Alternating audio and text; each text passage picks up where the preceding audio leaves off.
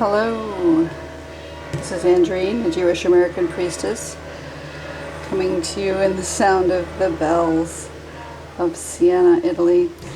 I am here on a holiday, and I'm going to be doing a reading today using these Aboriginal Healing Oracle cards by Mel Brown.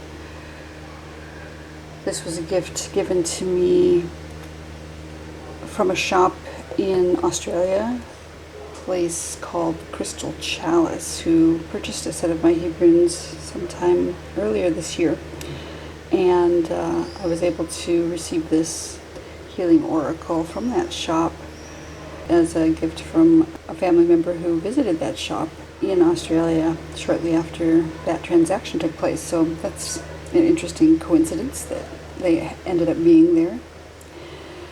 So today we're going to use the Aboriginal Healing Oracle to do a reading. Maybe we'll do two. We'll do two readings, and you can choose which card you like, and we'll use those cards as well as the Hebrunes today.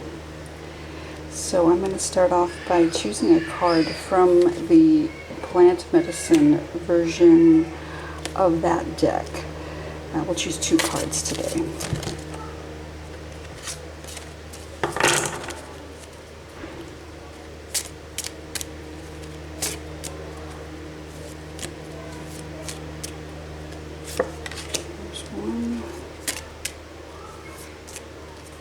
And here's the second. Okay, so for card number one, we are using the tea tree, and it says energy. It's card number 11. And for card number two, we have the Austral Bugle, cleansing, and it is card number one. So take a moment to discern which of these two cards is calling to you today from the Aboriginal Healing Oracle from Australia, this section which is bush medicine, and I will see you in your reading.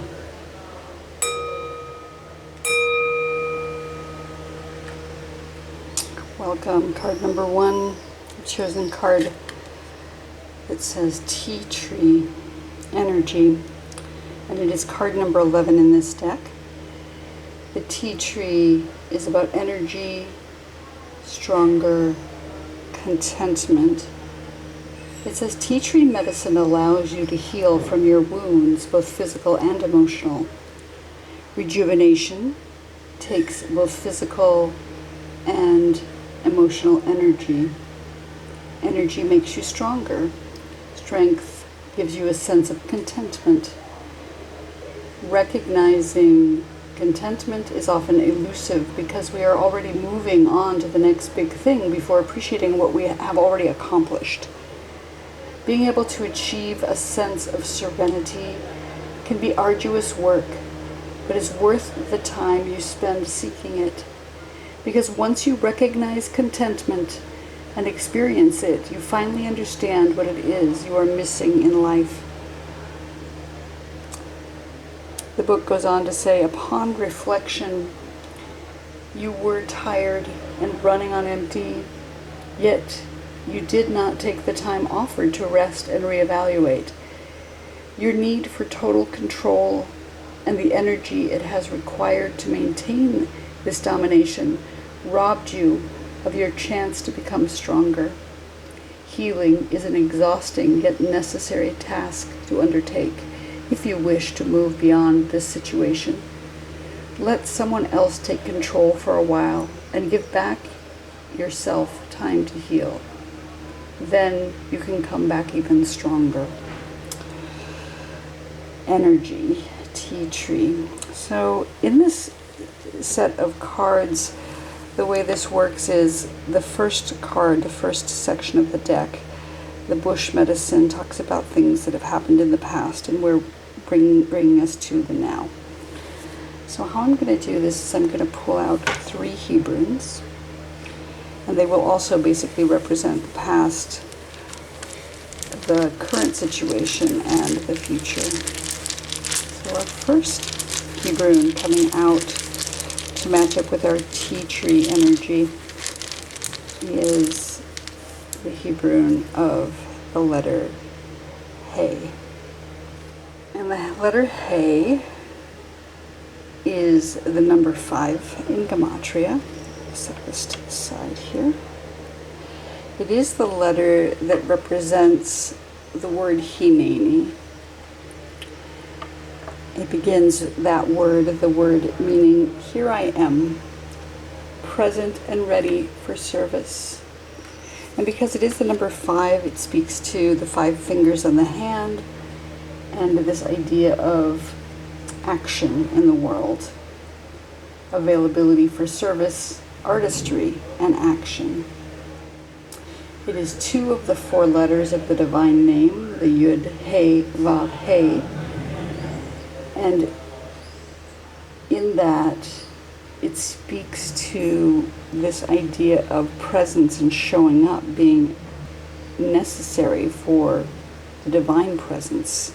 It corresponds in the body to the organ, the liver. And the liver is the word keved in Hebrew, which is the same root as the word kavod, meaning honor and glory, because the liver is the heaviest organ in the body. It speaks to gravitas and honor and glory that comes with that idea of presence and also filtration. The liver is the organ that filters the blood in the body. So it may be that we need time to heal from some toxic situation that has been in our life, whether that be a physical toxicity, emotional or mental toxicity.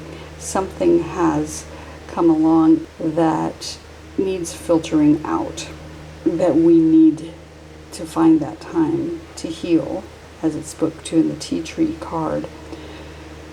But also we need to just be able to recognize when there's a toxic situation and separate ourselves from it, as well as giving ourselves time to heal. The letter He in this particular situation is saying that in order to find our time for healing, it's important to discern what toxic thing we need to let go and how can we show up now, even though it may have been challenging in your past. And with the tea tree, find the energy we need to allow for healing by allowing the presence of the divine into our life. I'm going to set this off to the side here. And with that, we're going to pull out a second card from the Aboriginal Oracle. And this particular section of the deck has to do with animals. We'll see which animal is coming up, which will speak to the present situation here. And there it is. And here we have the frill-necked lizard with invisibility, and the number 17 at the top. And here's our message about the frill-necked lizard: brave, strength, invisible. The frill-necked lizard is a desert dweller. While frilly is small, he becomes a formidable presence when threatened. Left alone, Frilly will blend in with his environment and carry out his business without anyone noticing he is there. But if you threaten him, this meek little creature will double his size by standing up on his back legs, raising his frills and menacing his adversary with wild snapping jaws. It's all a bluff. When Frilly knows he may not win the battle, he turns his tail and runs away at breakneck speed. The current situation says not all battles need to be fought, and not all battles will go in your favor. Your honesty is getting in the way here, so try a little bluffing. Puff up your chest, put on the big stern voice, and speak up. really speak up. While this war you may not win, you will win a few skirmishes in the process of the battle. More importantly, you will emerge with a newly gained respect from others, simply because you stood tall and strong and didn't back down until it was necessary. You will instinctively know when it's time to back down, but this is not defeat. This is just a truce until you regroup and regain your strength to battle again. Invisibility. Interesting. That's our current situation. Let's pull out one Hebrew to go with this card as well.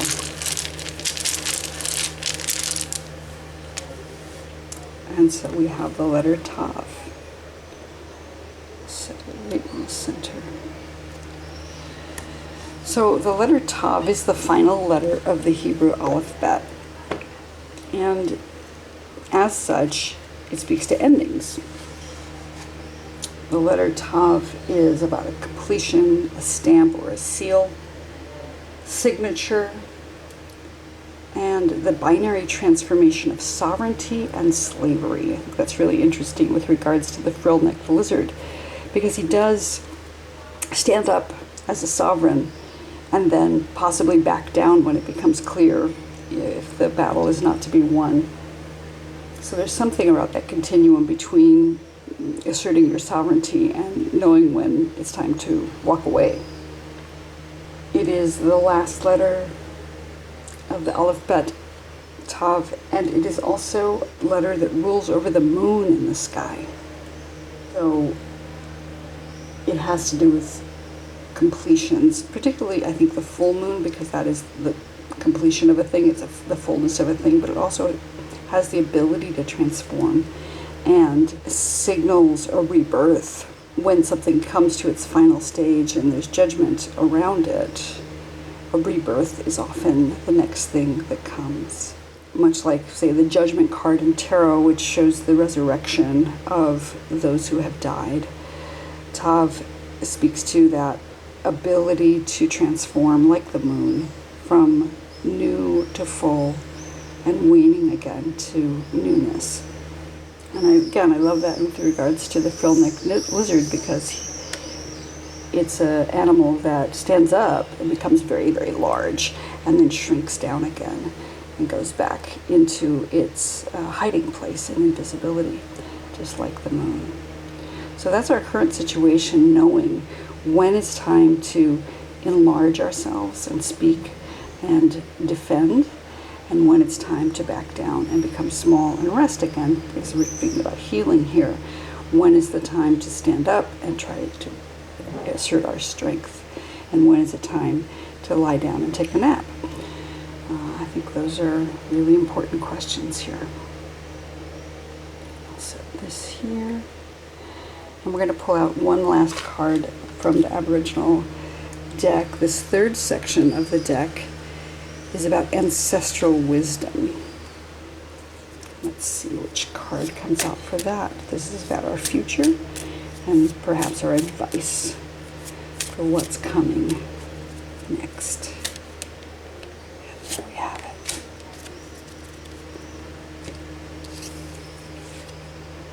And here we have Janali with integrity. I love that we have 3 dancing feminine figures here. Let's get more information about Janali. The number 33. Integrity, honor, and reliability. First honor yourself, then others will follow suit. Trusting in the future. Finding respect and integrity in yourself will make you the person others strive to be. The ancestors want you to know, to be your very best, so become the role model everyone looks up to. The start of this process is honoring yourself.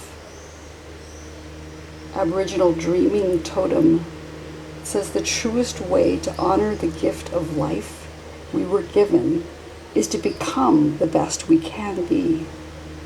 Our interactions on this earth provide us with the opportunity to embrace our humanness and learn from our experiences. By honoring ourselves, we then open ourselves to the wonderful journeys this life has to offer. Janali. And we're going to pull out one Hebrew in this future position as well, to go with our integrity here.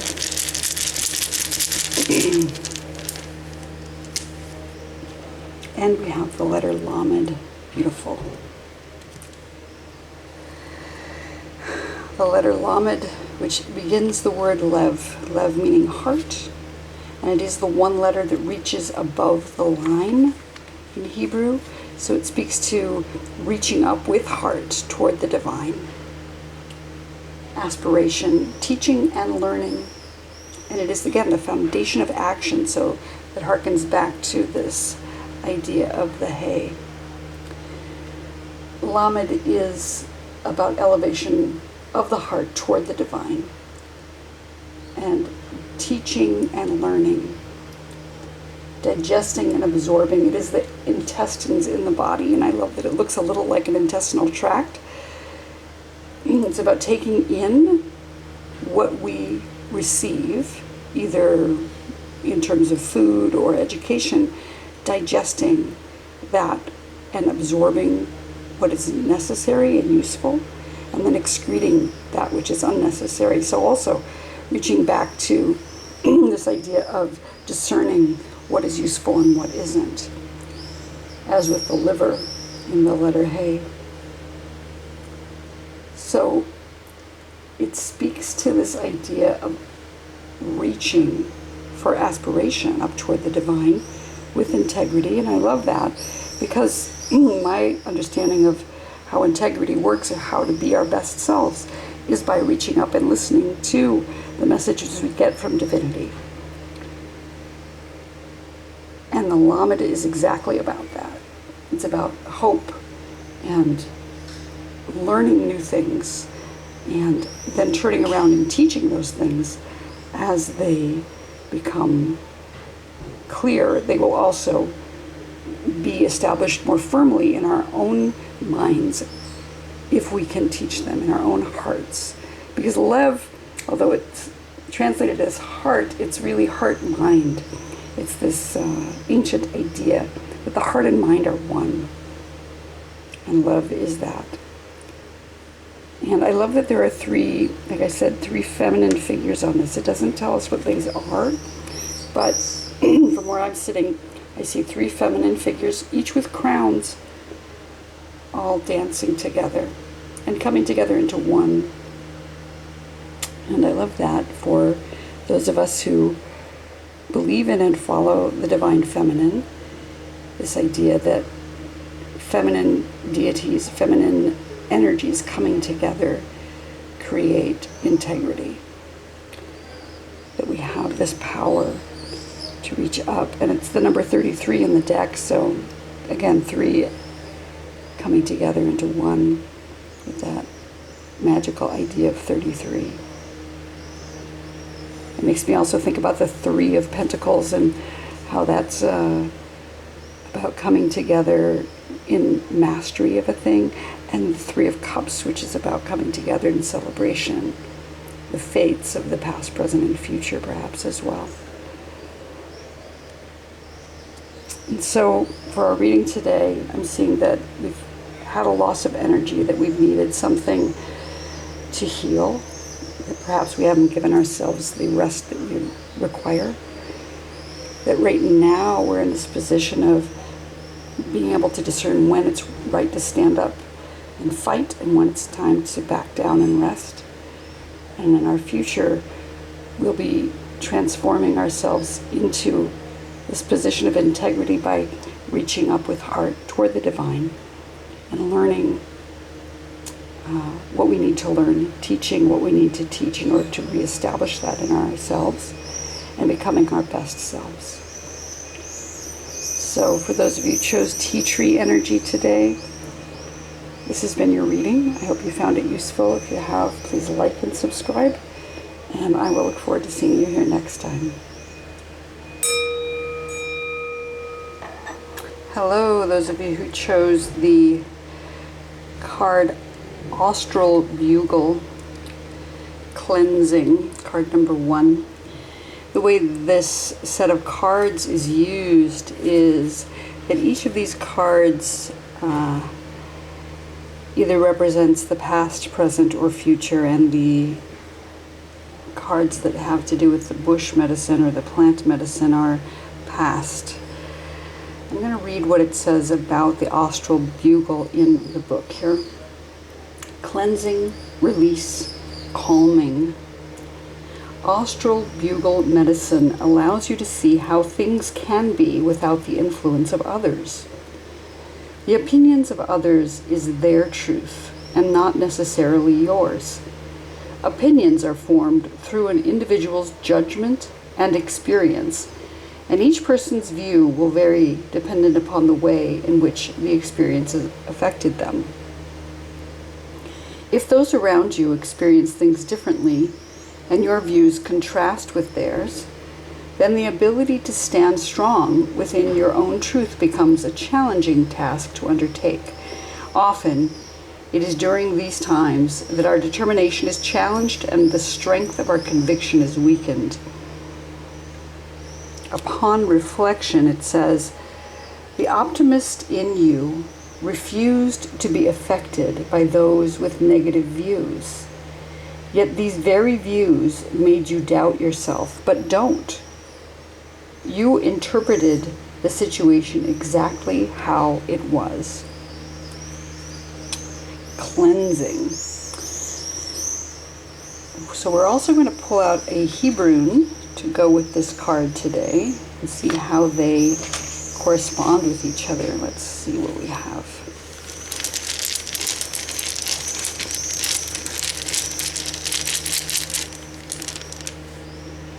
We have the letter Mem. I think that's perfect for this.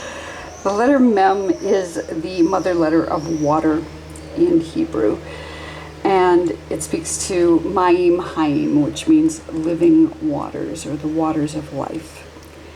And waters are all about cleansing. Mem stands for the word mikvah as well as Mayim Hayim. The mikvah is the ritual bath where we go to become cleansed when we are feeling that we have encountered something impure, and in order to find a transformation again. The Mem speaks to the water elements, so having to do with emotions as well. And right now, we're in the time of the year, the month of Tammuz, where grief is up. It seems like summer should be a celebratory time, and it is generally in our culture, but traditionally the summer can be very, very difficult because of the heat that can damage or kill crops. And so there is this feeling of deep grief that comes at this time of year traditionally. And although the Mem itself corresponds to the winter months or the wet months in the year, underlying the heat of summer, we have this need to balance it out with emotion, with grief, perhaps with tears. Mem is the number 40 in Gematria, and it speaks to the 40 days of rain in the flood of Noah, which is both a cleansing thing but also a deeply disturbing story about the demise of all the people on the planet beside Noah and his family. So there's this idea of the 40 days of rain, the 40 weeks of gestation in the human body, and this idea of the amniotic fluid bathes each of us as we are gestated within the womb. All the watery things, all the elements that come up when we talk about water, cleansing, grief, tears of joy also, but also nourishment, the water that nourishes us and keeps us alive when we're wandering in the desert. The mem is affiliated with the prophetess Miriam, who is the sister of Moses, and she was the one who had a magical well that followed her throughout the desert. So there's this idea of cleansing that's coming from the Austral Bugle, this idea that we perhaps did not know who we were when we were being challenged, when we felt this comparison that we were taking from how others were judging us and how we really saw things ourselves. And the mem brings in this idea of letting that all go, washing that out, letting the knowing that we have inherently from our small selves, our infant selves, when we were in utero, we knew our connection with the divine, with the mother, with the great mother of all, and we've maybe forgotten some of that. And that it's time to recapture that. I just love that the Austral Bugle has this cleansing element, and that the mem is all about water and the thing that we use to cleanse. So I'm going to set this off to the side here, and we're going to pull out a second card from the animal section of this deck, which speaks to the present situation.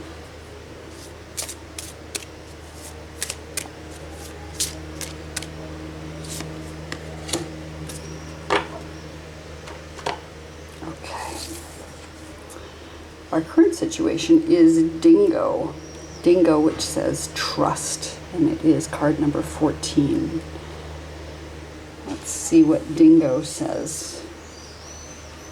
Trust. Dingo, shy, belonging, trusted. The dingo is our shy desert warrior who prowls the land in search of where he belongs or who he belongs with. Alone or in a pack, Dingo is fiercely independent and confidently fends for himself. Should he choose to live as part of a family, he will share the responsibility of ensuring the younger ones are protected and cared for. Dingo has the ability to turn his head 180 degrees in both directions, so nothing ever escapes his attention. While he possesses an inquisitive nature, Dingo will watch from a distance rather than join. He is often mistrusting of others. Current situation. Just because others are not joining in does not mean they have something to hide or shouldn't be trusted. Understand that they have had negative experiences in the past that have hurt them deeply. Therefore, they don't feel safe, or they feel safest at a distance. Allow them the space to be fringe dwellers while this situation unfolds. But be aware that should they make advances to join the group, they should be treated respectfully and sensitively. Most importantly, allow them to join without everyone making a fuss. If you do make a fuss, they will retreat again and probably won't return. Dingo, trust. So that's interesting. Our current situation seems to be saying, once we have overcome this idea of feeling judged by others, that maybe it's time for us to trust, to come in, or at least observe our current situation and find whether it's safe to come in. Let's pull out a Hebrew today to go with the dingo and see what comes up. And we have the letter Shin. Isn't that interesting? Shin is the mother letter of fire. So right now where I am, it's incredibly hot. It's summer. It's the hottest time of the year. And we're at the peak of our summer season here in the northern hemisphere. And the Shin speaks to that time of year. It's a fire element, the Aish, But it also has the meaning of a tooth, which is interesting with regards to the dingo, because we know the dingoes can have teeth, and they are an animal that can use them if need be. Shin also speaks to return, Shuva, as well as the indwelling presence of the Shekhinah, which is the divine feminine that dwells within all of us. It is about all the things that have to do with fire, so the stars, the sun, and the moon, as well as the summer. But it's also the first letter of the word shalom, which means wholeness. Not simply peace, but wholeness, finding one's place. It also is the first letter of the word shini, which means change. So shuva, which is return, and shini, meaning change. There's something that needs to shift here in order for trust to come in, that perhaps change is necessary. It does speak to transformation in the same way that the mem has this cleansing idea, this cleansing opportunity. The shin is it also has a cleansing idea of the cleansing through fire. So learning to trust, learning to feel whole again.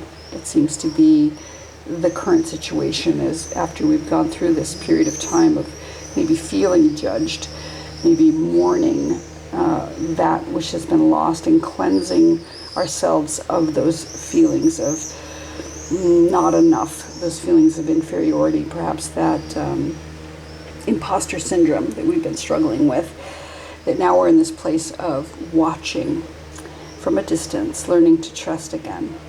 I like also that the shin, just this wood-burned shin, it has really similar pattern to the footprints here on the card of the dingo. So I think that's wonderful. And then we've got that idea of the tooth, that we have the ability to suss things out in our waiting to see, but also a tooth if need be to defend ourselves in a situation should we find ourselves not feeling safe. So that's our current situation, and then we have one more section of these set of cards, which is the ancestors, and this is the future of our situation. So we'll pull out one card having to do with the ancestors here. And there it is.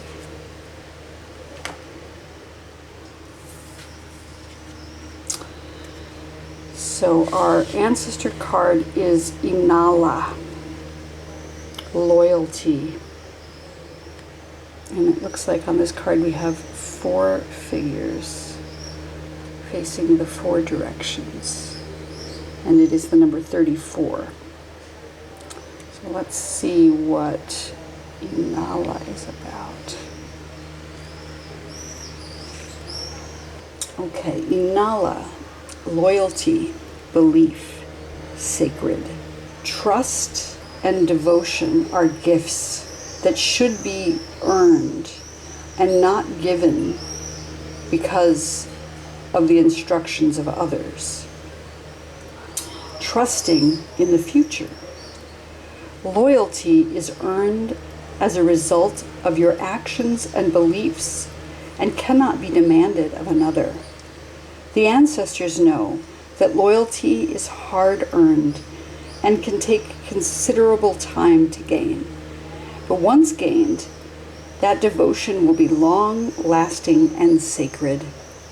Aboriginal dream totem. Loyalty means the total acceptance of another's soul.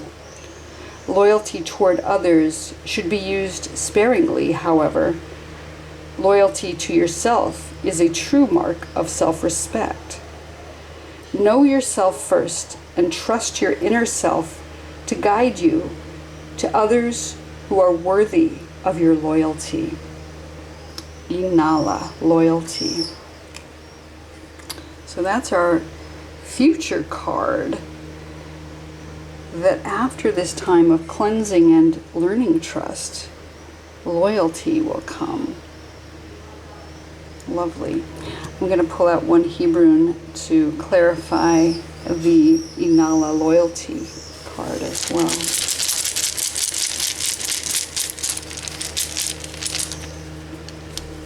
And we have the letter Hey. And in fact, it came up with the Proto-Hebrew letter Hey, which looks like a little person, and interesting, looks just like the figures on the card with their hands up in the air like this. So I love that because the letter Hey speaks to presence. It's the first letter of the word Hineni, meaning here I am, present and ready for service to the divine. The letter Hey is the number 5 in Gematria, and to that end it speaks to the 5 fingers on the hand, so having to do with action in the world. It is the sense of sight in the Sefer Yetzirah, the book of creation, so being able to see your way forward. In the Torah, the word light is mentioned 5 times in the creation story, and that's one of the reasons why Hey speaks to sight and light. The letter Hey is affiliated with the tribe of Judah, which contains the divine name within it. The Hey is 2 of the 4 letters of the divine name, the Yud Hey Vav Hey, and the tribe of Judah is the Yud Hey Vav Dalet Hey. So it has all the letters of the divine name as well as a Dalet within it, a doorway. So there's something about finding our doorway in to the presence of the divine, into the divine name itself, in the letter Hey. And as I'm looking at this with regards to loyalty, it occurs to me that the Hey is about showing up. It's about being present. It's about being available and saying Hineni, saying here I am available and ready for service when your name is called toward the divine purpose. So in this reading, we've got the cleansing, the letting go of what others fear or think of you, and cleansing yourself of that concern with the mem, with the waters, with the healing waters, the waters of life. But the current situation is about learning to trust, maybe standing back a little bit and watching first before stepping forward. But we have the fire here, another cleansing element, and also this idea of wholeness, this idea of return, shuva, coming back to wholeness and finding our place within the tribe. And then as we move forward into loyalty, Inala, we have the idea of presence, showing up and staying whole and dedicated to the divine, to the tribe as we're called forward. And maybe I should turn this over and let it stand in its ancient symbology with these 4 figures facing each of the directions: the east, south, north, and west, the spring, summer, winter, and fall. And the 4 letters of the divine name, the Yud Hey Vav Hey. So for those of you who chose the Austral Bugle today and the idea of cleansing, this has been your reading. I hope you enjoyed it. I enjoyed interpreting it for you, and I will look forward to seeing you here again. Please like and subscribe if you liked this reading, and I will look forward to seeing you here again in the future. Thank you.